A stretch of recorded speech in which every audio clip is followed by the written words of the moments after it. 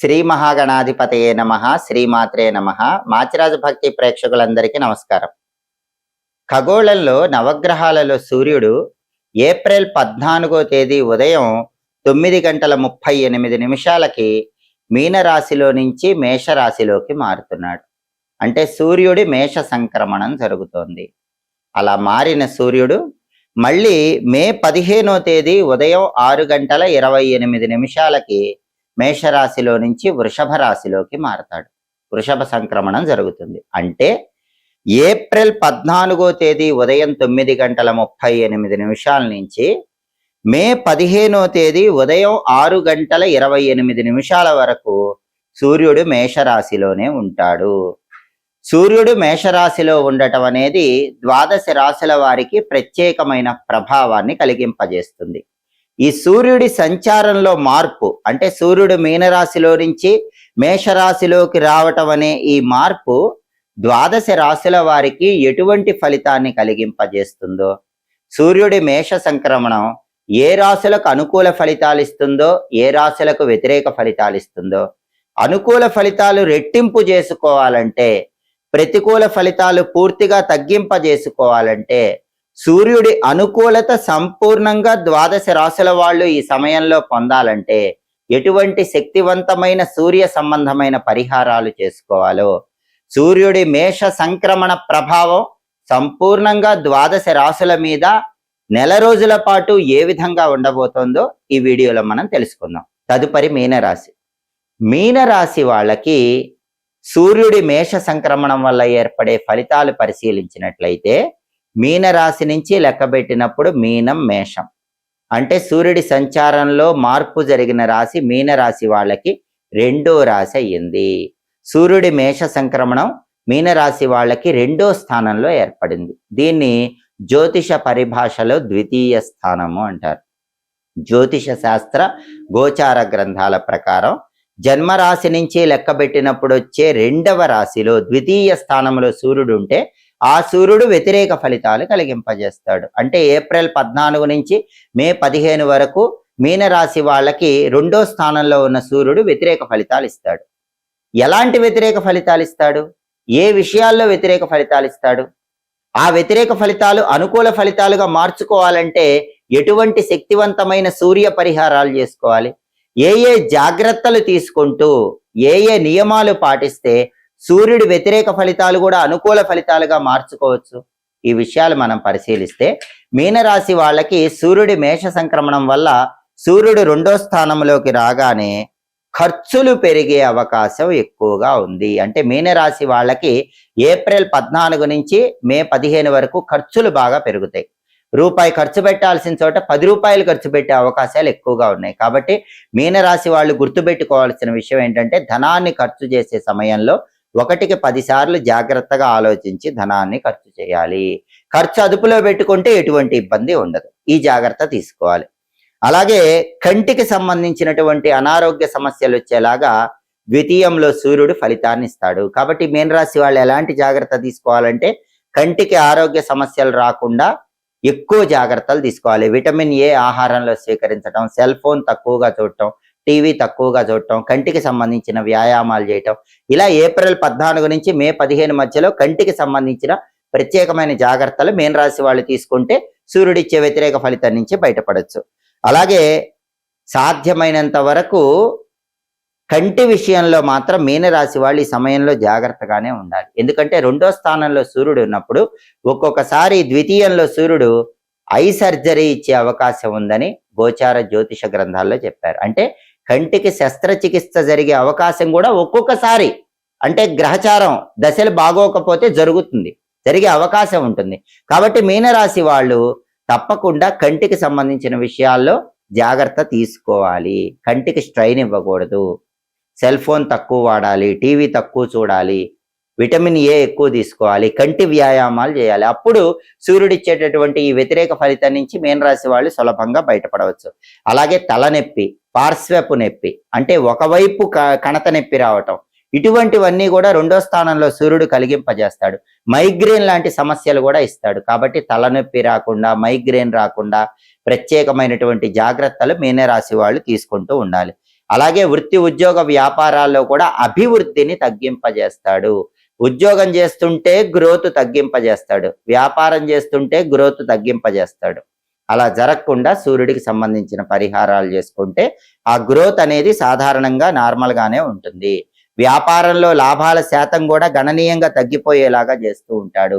అప్పుడప్పుడు financial problems కూడా ఇస్తాడు. 2వ స్థానంలో సూర్యుడు ఈ రకంగా కెరీర్ పరంగా ఇబ్బందులు, ఫైనాన్షియల్ పరంగా స్ట్రగుల్స్ ఇస్తాడు. కాబట్టి అవన్నీ జరగకుండా ఉండాలంటే మీనరాశి వాళ్ళు ఈ జాగ్రత్తలు తీసుకుంటూ సూర్యుడికి సంబంధించిన శక్తివంతమైన పరిహారాలు చేసుకోవాలి. ఆ పరిహారాలు చేసుకుంటే ఏప్రిల్ 14 నుంచి మే 15 మధ్యలో ద్వితీయంలో సూర్యుడిచ్చే వ్యతిరేక ఫలితాలన్నీ కూడా అనుకూల ఫలితాలుగా మార్చుకోవచ్చు. ఏప్రిల్ 14వ తేదీ ఉదయం 9:38 సూర్యుడు మేషరాశిలోకి ప్రవేశించగానే, సూర్యుడి మేష సంక్రమణం జరగగానే, ఈ సూర్యుడి మేష సంక్రమణం అనేది ద్వాదశ రాశులలో కొన్ని రాశులకు అనుకూల ఫలితాలు ఇస్తుంది, కొన్ని రాశులకు వ్యతిరేక ఫలితాలు ఇస్తుంది. మళ్ళీ సూర్యుడు మే 15వ తేదీ ఉదయం 6:28 వృషభ రాశిలోకి ప్రవేశించే వరకు ద్వాదశ రాశుల వారికి సూర్యుడి మేష సంక్రమణ ఫలితాలు ఉంటాయి. అయితే సూర్యుడు మేషరాశిలోకి ప్రవేశించడం అనేది కొన్ని రాశులకు అనుకూల ఫలితాలు ఇస్తుంది, కొన్ని రాశులకు వ్యతిరేక ఫలితాలు ఇస్తుంది.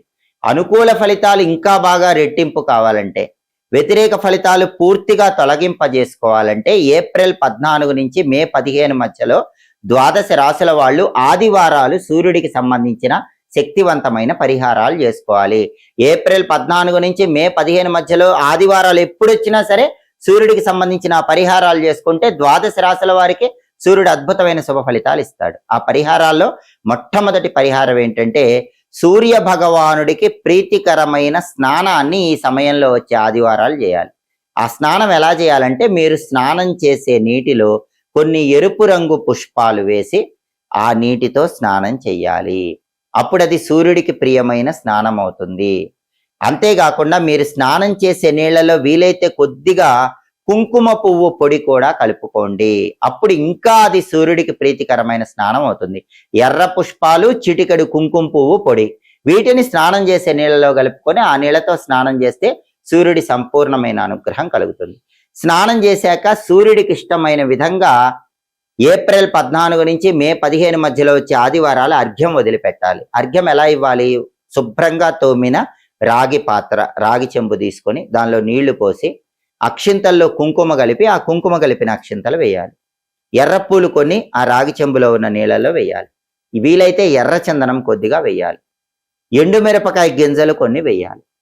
ఇవన్నీ వేయలేని వాళ్ళు ఆ రాగి చెంబులో ఉన్న నీళ్లలో ఎర్ర పుష్పాలు వేసినా సరిపోతుంది, లేదా కుంకుమ కలిపిన అక్షింతలు వేసినా సరిపోతుంది. ఆ రాగి చెంబులో ఉన్న నీళ్లు తీసుకొని తూర్పు వైపు తిరిగి ఆ నీళ్లు మొక్కలో 12 సార్లు వదిలిపెడుతూ ఓం ఘృణి సూర్య ఆదిత్యోం అని 12 సార్లు చదవాలి. ఇది అర్ఘ్య మంత్రం అంటారు. ఓం ఘృణి సూర్య ఆదిత్యం. ఈ మంత్రం 12 సార్లు చదువుతూ ఆ రాగి చెంబులో ఉన్న నీళ్లు తూర్పు వైపు తిరిగి మొక్కలో 12 సార్లుగా వదిలిపెట్టాలి. లేదా ఒక్కసారి వదిలిపెట్టినా మంత్రం మాత్రం 12 సార్లు చదవాలి. ఇది సూర్యుడికి ఇష్టమైన అర్ఘ్యం అవుతుంది. సూర్యుడికి ఇష్టమైన స్నానం చేయటం, సూర్యుడికి ఇష్టమైన అర్ఘ్యం వదలటం, ఆ తర్వాత సూర్యుడికి ఇష్టమైన దీపాన్ని ఈ సమయంలో వచ్చే ఆదివారం స్నానం చేశాక ఇంట్లో హాల్లో తూర్పు దిక్కులో వెలిగించాలి. సూర్యుడికి ఇష్టమైన సూర్య దీపం ఎలా వెలిగించాలంటే, సూర్యుడు 12 పేర్లతో సంవత్సరంలో ఉంటాడు, ద్వాదశ ఆదిత్యులు అనే పేరుతో ఉంటాడు. కాబట్టి సూర్యుడి ద్వాదశ ఆదిత్య రూపాలకు సంకేతంగా 12 ఒత్తుల దీపాన్ని వెలిగించాలి. సూర్యుడికి ఎరుపు రంగు ఇష్టం కాబట్టి వీలైతే ఎర్ర ఒత్తులతో దీపం పెట్టాలి.